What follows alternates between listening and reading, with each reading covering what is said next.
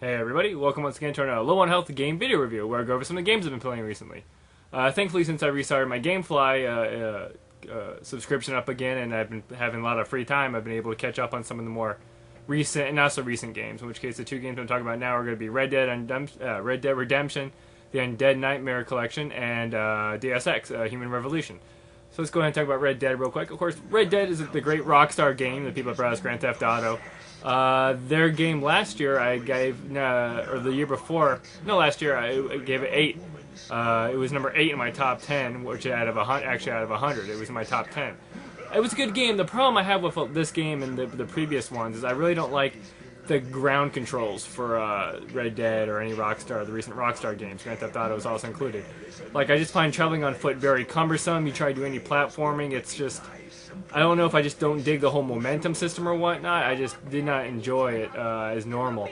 But this version, they also took out something I liked a lot, which was the campsite fast travel. The first one, Red Dead Redemption, the regular, you could easily just fast travel from a campsite, fast travel anywhere. And this one was only from safe house to safe house, which kind of makes sense to a point, but I really enjoyed it before because it made traveling around a lot easier.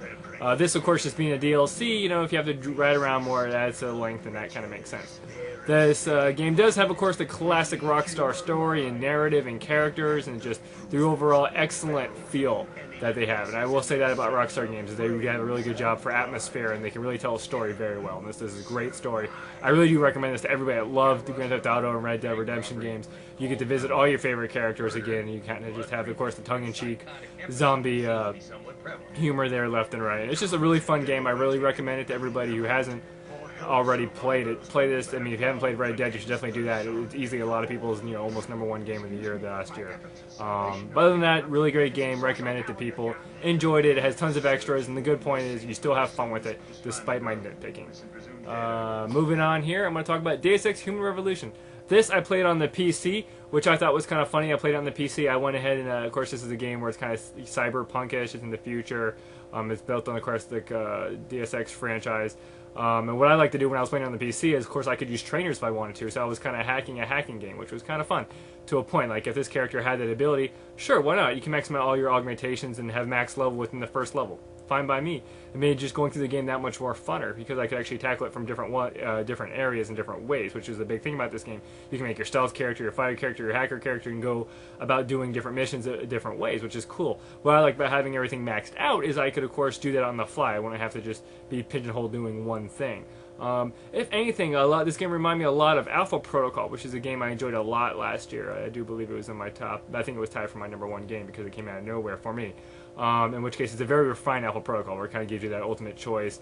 It doesn't really give you a freeform mission standpoint. You can't really, you're kind of doing what you have to do. You don't really have that much way to travel around in your own, at your own speed.